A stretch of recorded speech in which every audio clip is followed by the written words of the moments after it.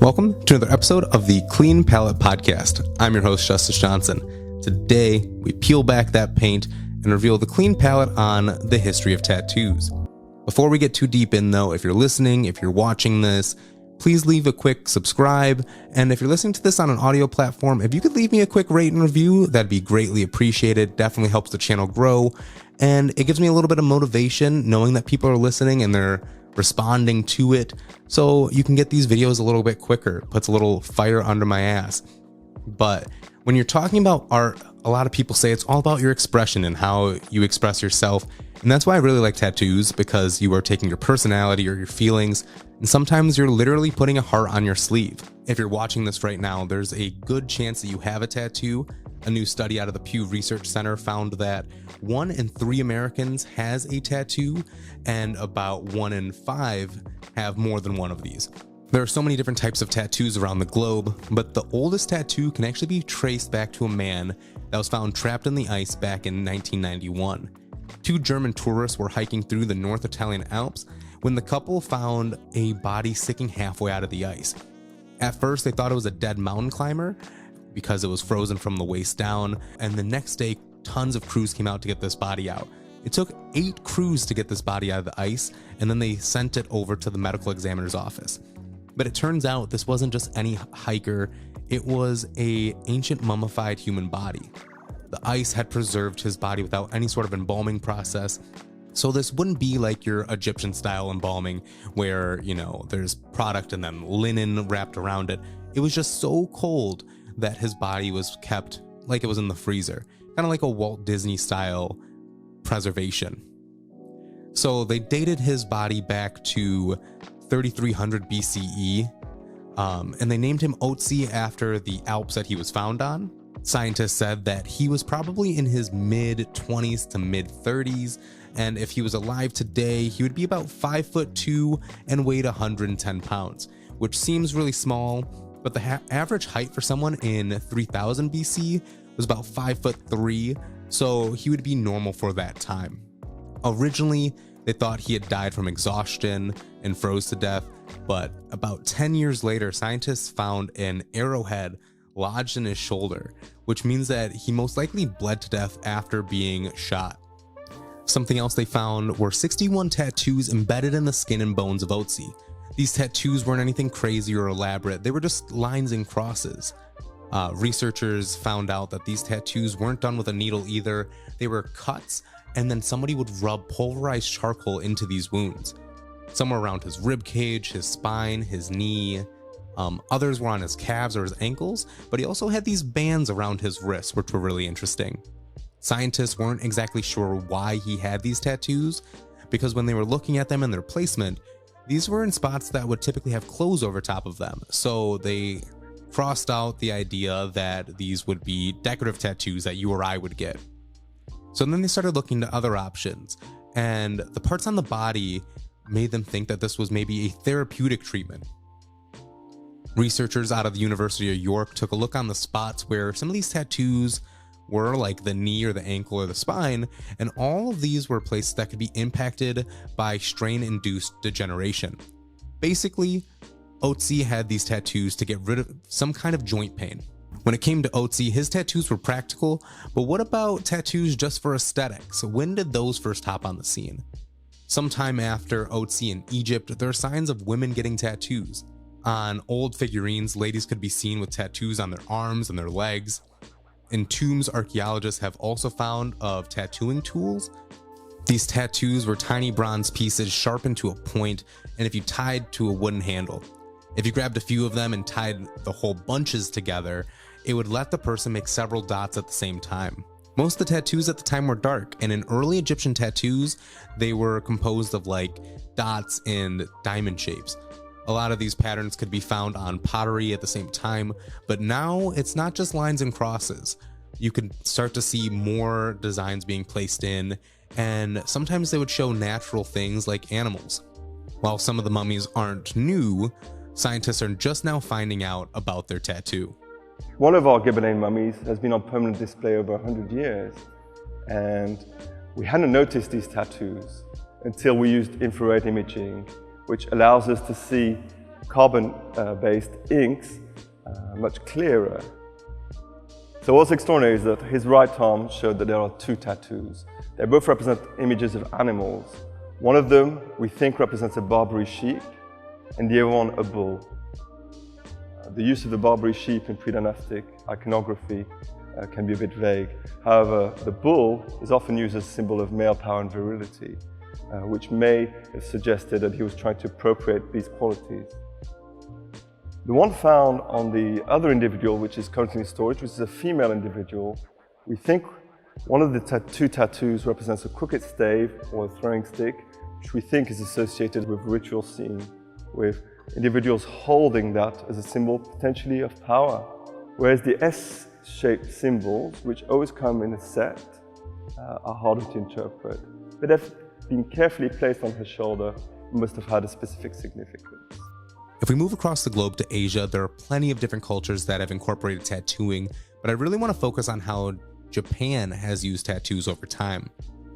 Some of the oldest signs of Japanese tattoos were found on figurines with marks on faces found in tombs dating back to 5000 BC. But some researchers say that it dates back to 10,000 BC. So they date back to at least 5000 BC, and that's when some of these first documents started to come out. These documents were done by Chinese visitors outlining their journey over to Japan, and through these documents, it's fair to say that tattoos weren't seen in a positive light. In the 5th century, there was a very popular style called irizumi, which means insert ink. A lot of this irizumi was done for superstitious reasons, and then the other reason was for criminals to try to cover up the tattoos that were done as punishments. These punishments would mark the criminals. That way people would have a good understanding of who was good, who was bad. If they had a tattoo, you kind of got the gist, stay away from them. During the Edo period, a lot of tattoo artists started going against the grain and against this strict culture and started doing these pieces more for aesthetic reasons. These style of tattoos would take a lot of influence from woodblock prints at the time. And so they would have these heroes that were seen in different books, but a lot of them weren't accepted because of the subject matter in these books taught a lot of Confucian teachings. The irizumi were seen as disrespecting your family. Samurai actually made them illegal because these things were getting so popular. In the 19th century, Western countries started looking at Japan, and so the Japanese government started getting a little scared that other countries would see them as uncivilized and that they would want to colonize. In 1872, to seem more civilized and proper, the country actually put in place a national ban on tattoos. Since this ban, a lot of the people getting tattoos were members of the Yakuza. The Yakuza are a mafia in Japan that a lot of people, they're afraid of, especially ever since this negative connotation. Like, you get these mean back pieces, and rightfully so, the Yakuza are pretty scary people. American troops that were occupying Japan lifted the ban in 1948, but many people in Japan still hated tattoos and saw them in this criminal light. A celebrity that has a variation of this irizumi style is John Mayer. He has a sleeve with a koi fish and a bunch of different wave patterns, which is really inspired by that woodblock art style. So as we've kind of talked about it, tattoos have been around for millennia, but the actual word tattoo wasn't used until 1768. That's when a famous navigator named Captain James Cook came to the island of Tahiti. He was very famous for 3 different voyages that he sailed in the Pacific Ocean, and on his first one, that's when he stopped in Tahiti. As he was writing about the people of the island, he talked about their practice of inking their skin. He had heard them call it tatau, which then he had turned into the word tattoo. Tatau is a very ancient method of tattooing and has deep roots in Polynesian culture. Tatau isn't just for looks, it's a very spiritual process. These tattoos were used to show people where they stood in society and their status. They also were used to express their identity and show off a little bit of their personality. This style is filled with a lot of linear shapes and geometric patterns. If you're looking to a celebrity or maybe a pop culture icon that you can use as reference for tatau, Dwayne "The Rock" Johnson has a modern take. Many people that get Polynesian style tattoos get them from someone using a tattoo gun like any other tattoo. but then there are some that like to get it the traditional or the authentic way. There are two tools that are used. One tool could be made out of turtle shells, bird beaks, fish bones, but a lot of those materials are banned now, so there are alternatives like fiberglass or other synthetic materials. These would be sharpened down into a comb of a bunch of little fine points, little tiny pricks, and this would be tied to a stick, and then another tool was either a separate stick or a mini hammer that could be used to tap the ink into the skin. This is a painstaking process and can be very involved. This isn't just something you can say, hey, I want a walk-in tattoo, come, let me take maybe 2 hours. This process can take weeks to complete. The tattooer is called a tufunga, and since they have both of their hands full, there are other people that are needed. These people are called stretchers, and they're needed to help pull the skin and help the tattooer move the skin into the right place, but they're also used for moral support for the person. These are super long hours and it is super painful. This isn't a tiny needle that goes right into the skin. This is ripping through the flesh as these like combs go in and dig deep. So once this long strenuous process is complete, I have two tattoo artists say that it's time for a celebration.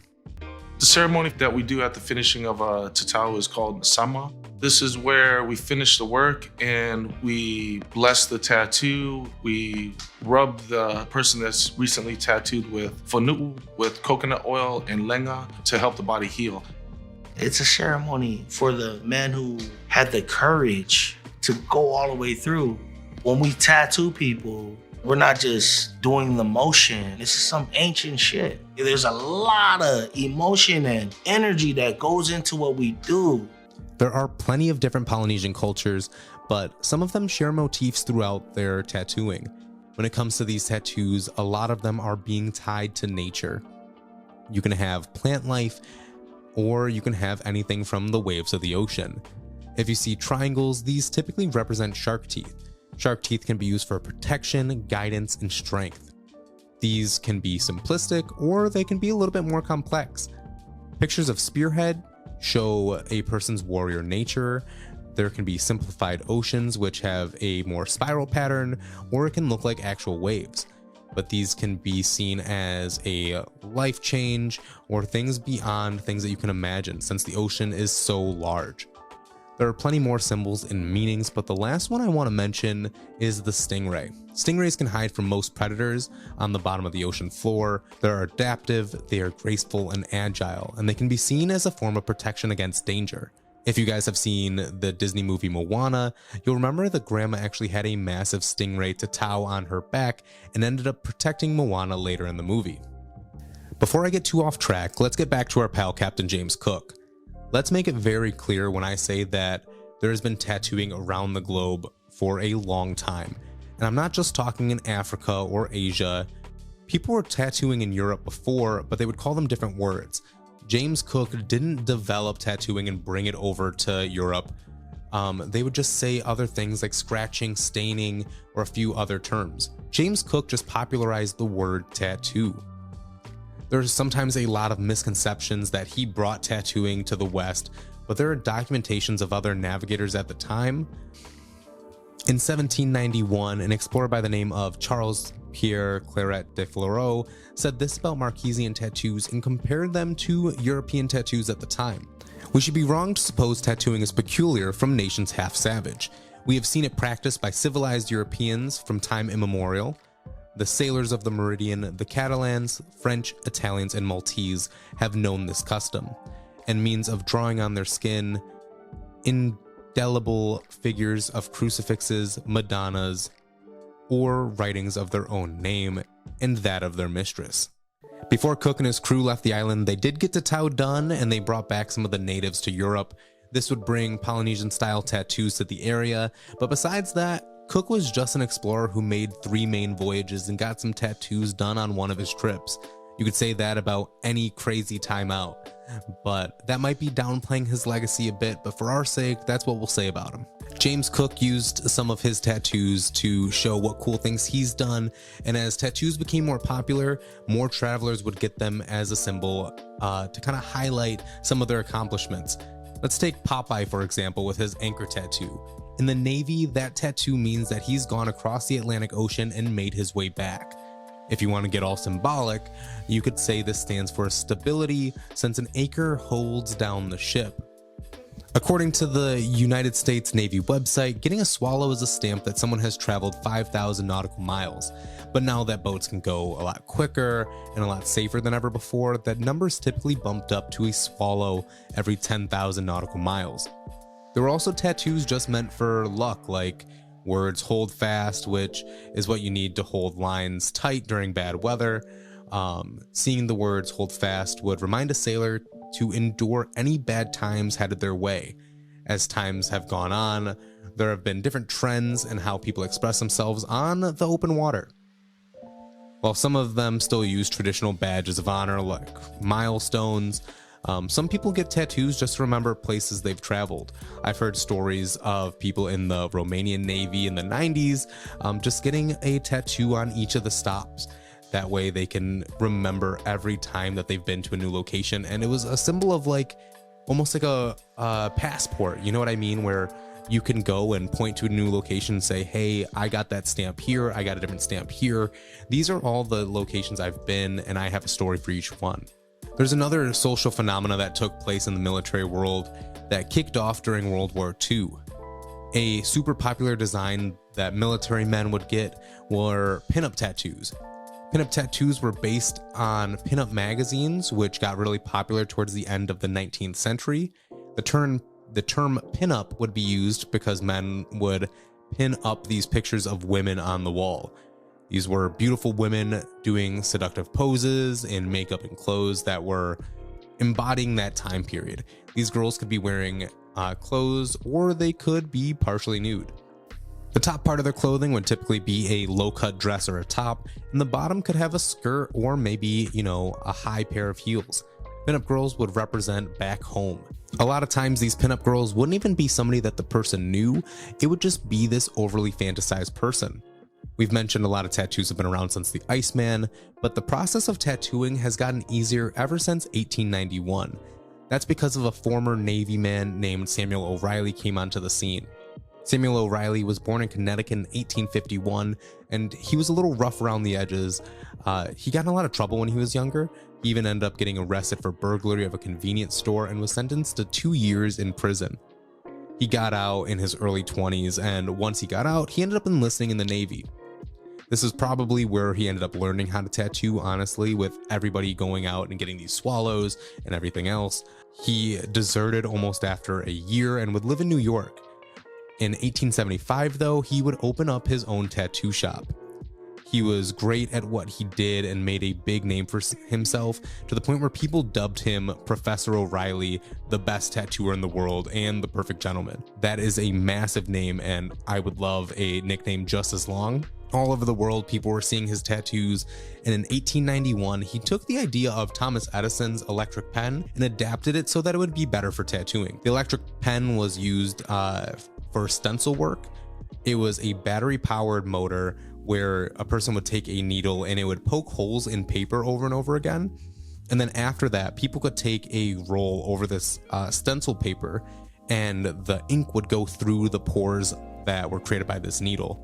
But O'Reilly would copy this style and saw, hey, why not use this for art? Instead of pricking paper and rolling ink over top, why not prick ink into the person directly? Most people at the time could go into the skin maybe 2 to 3 times a second, manually poking, but with this invention, he could go about 50 times a second. These tattoo guns haven't changed much since then, but people have gotten pretty creative. Prisoners have been making tattoo guns out of items available to them while sitting behind bars. We're limited. We're allowed CD players. We're allowed musical instruments. So those are 2 things that you need right there to make a prison tattoo machine.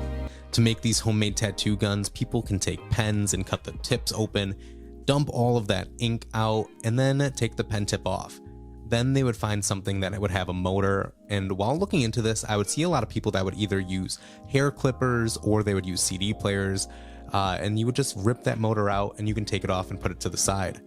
After that, you want to take the ball off of the pen, like a ballpoint pen, take that out, and now you have a very controlled space for your quote-unquote needle to go through. They would use a guitar string, or the spring from a pen and tie it around that motor. Now you have something to go back and forth like that rotary motor. Obviously, this is a super bare bones way of putting it, and there are more steps, but you get the point. There's a lot of risk when it comes to doing these prison tattoos. If you don't clean all of the old ink out, you could potentially get an infection, which is pretty serious. The ink obviously wouldn't come from the pen itself. Most of it comes from burnt ash. Carl Grace, who served 7 years in prison for assault and weapons charges, and Sam H., who served 11 years for assault and weapons charges, say that there are a few different ways this could play out. When I get like an empty tuna can, I fill it up with baby oil, poke a hole through the center of like the lid, and then I get like a brand new mop strand. And I stuff it in there on like an old-fashioned wick, throw some baby oil on it and light it, and it would smoke like crazy, like black soot. And we just take our lunch bags, I get a brown bag every day for lunch, and just fold it nice and neat right over it. And it'll burn for 6 hours, and when you're done, man, you cut that paper open, you got piles of black soot. And then we just mix that up with a chapstick cap of VO5 and like 5 caps of water and get some ink. I don't know how healthy it is for you, but I got it all over me, and I'm all right. My favorite was chess pieces. You grab the chess pieces, you burn them up, and the soot that would go up in the air, you catch them on a piece of paper, you scrape it off, and then add water to it. Some people burn newspaper, because some people said there was more carbon in the paper, so the ink would be black. Prison tattoos are considered to be contraband, so a lot of people try hiding them away. We had 2 electrical outlets, and they were, bolted into the wall. And my cellular had access to the tool that we could loosen these bolts up. And in this box, had this perfect compartment where you can hide tattoo machines, dough, weapons, whatever you want. It's hidden the same way you'd hide a prison weapon or narcotics, within mattresses, within cracks in the wall, inside of a toilet, because there's 1,000 places to hide it. This is because there are tons of risks to getting a prison tattoo. If the person giving you the tattoo isn't clean, this could give you an infection, and I'm not just talking about from that pen ink which we talked about earlier. This could be if the person doesn't wash their hands or sanitize your area first.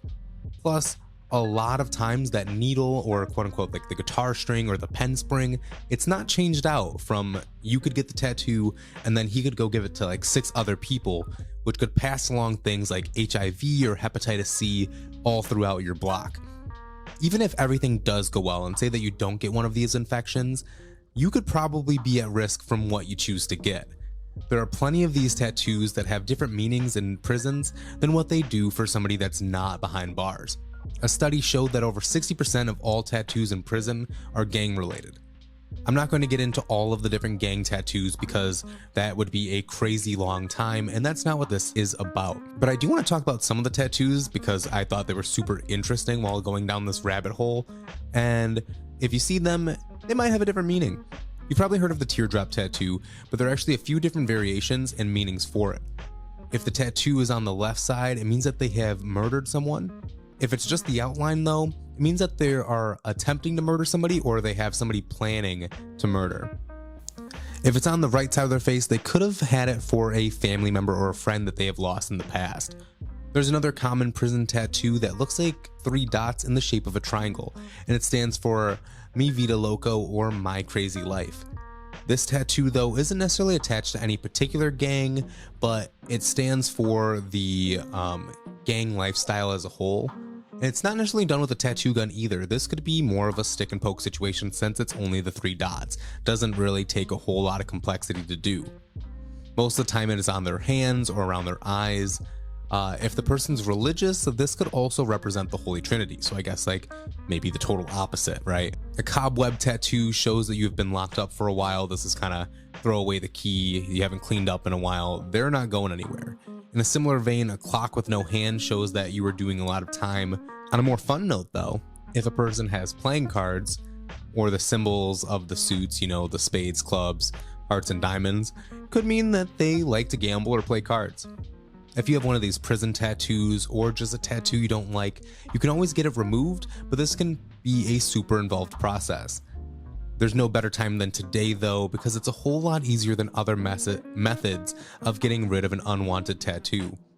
Before laser treatment, some people would just use something super abrasive and scratch the skin until they could get rid of the layer with the pigment in it. and you have to go really far down to get that pigment, so not really the best time. Another method would be to have a balloon placed under the layer of skin, and then it would be inflated so that the skin would be super stretched out, and then you could remove the pigment after that, and then you would graft new skin over top.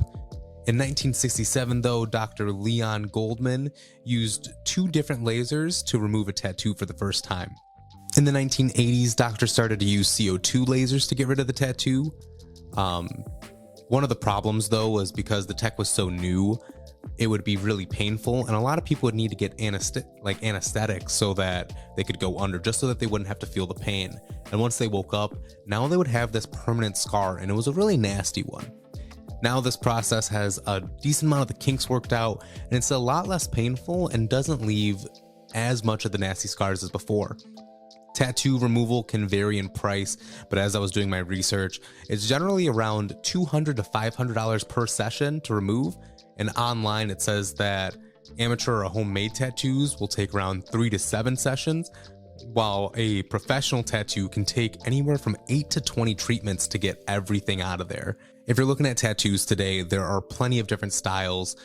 Finding your tattoo artist can be something that is quick and easy. Maybe it's a friend that has been finding an apprenticeship. It could, which I don't recommend, quote unquote, I don't recommend going to friends and family because, you know, it's illegal, but, you know, you can go to friends and family that tattoo. There are a lot of walk-in shops that you can go to, or the internet. I go on Instagram, and that's how I found one of the tattoo artists that I went to because I was looking for an anime tattoo in particular. I got a Naruto tattoo on my left or on my right thigh, and just looking through, and I kept looking up tattoo in the search bar over and over again until I started getting targeted ads. Or maybe you just look up tattoo on TikTok and find somebody. It is super easy to go get a tattoo. They're not too expensive. Just go find your rate, but find a tattoo artist that, you know, meets your style. You don't want to have something in your mind that you want to get and compromise something that's going to be on your body. And I'm not saying to be overbearing on the artist, because as a creative, you want to give them that freedom to do what they want, but also do your research and understand their style. If their style isn't what you like, don't go to them. Or maybe go to them for a different piece that is more of your style. If you're really interested in tattooing, you can go online and get yourself a tattoo gun there. I got one for my Secret Santa and got a bunch of different inks and stuff, and it came with fake skin, and I started dabbling around with it a little bit, and I have a new form of respect for all the tattoo artists out there. This was a second attempt. I don't think I did too bad. I'll show that up there, but I did a few different tries. I'm too heavy-handed is what I've learned, so I would blow out any tattoos. But you can try and learn your own style, and now you can take your drawings and start making tattoos, or if you're super interested. But please, please, please do not be like the TikTokers that like to tattoo one design and look like a coloring book, or do whatever you want. It's your expression. Do whatever you want. It's your story. I'm not here to say.